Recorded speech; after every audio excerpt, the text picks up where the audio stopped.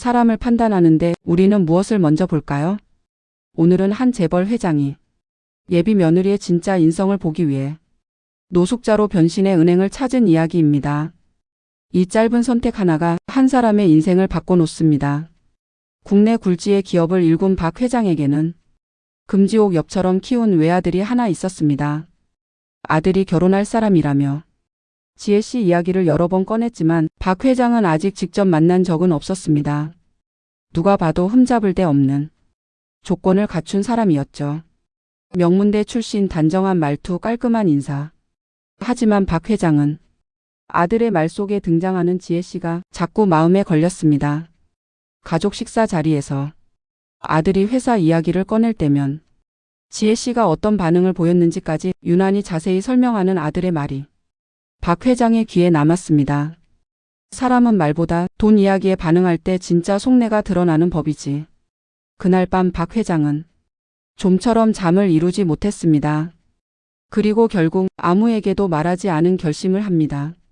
며칠 뒤 아침 박 회장은 옷장 가장 안쪽에 넣어두었던 낡은 점퍼를 꺼냈습니다. 비서가 보면 깜짝 놀랄 차림. 평소라면 절대 입지 않을 옷이었죠. 거울 앞에 선 박 회장은 잠시 자신의 모습을 바라보다가 조용히 중얼거렸습니다.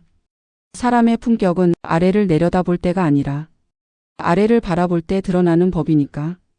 그렇게 그는 회장이 아닌 아무도 신경 쓰지 않는 사람의 얼굴로 은행 문을 열었습니다.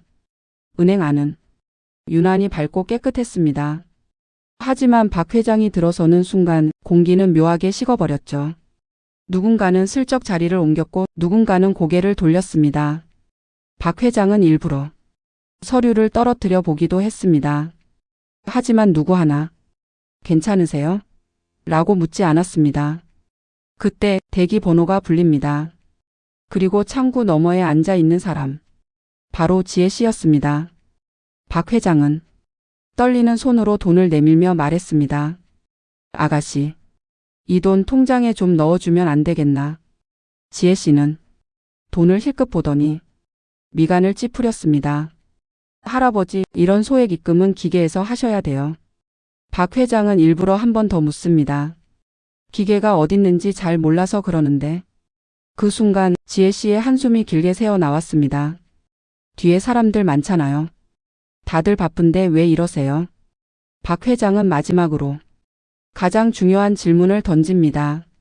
아가씨라면 이 상황 좀 도와줄 수 없을까? 하지만 돌아온 건 보안 요원을 부르는 손짓과 차가운 말 한마디였습니다. 저분 응대 어려우세요? 그 말 한마디에 박 회장의 마음은 이미 굳어버렸습니다.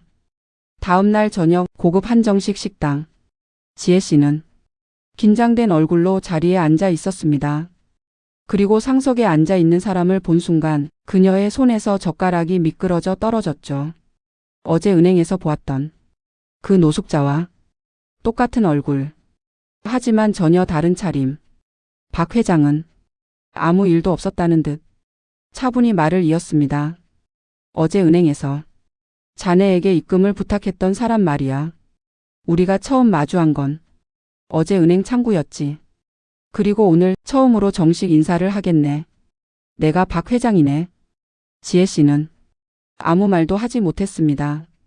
박 회장은 분노하지도 목소리를 높이지도 않았습니다. 그저 조용히 말했죠. 나는 돈 많은 며느리가 필요한 게 아니라 사람을 사람으로 보는 며느리가 필요했네. 그날 이후 결혼 이야기는 더 이상 나오지 않았습니다. 그리고 박 회장은 아들에게 단 하나만을 남겼습니다. 진짜 부자는 가난한 사람 앞에서 태도가 달라지지 않는 사람이란다. 결국 사람의 가치는 지갑이 아니라 태도에서 드러납니다. 오늘 우리는 어떤 사람으로 기억되고 있을까요? 이야기 마음에 남았다면 구독과 좋아요로 함께 해주세요.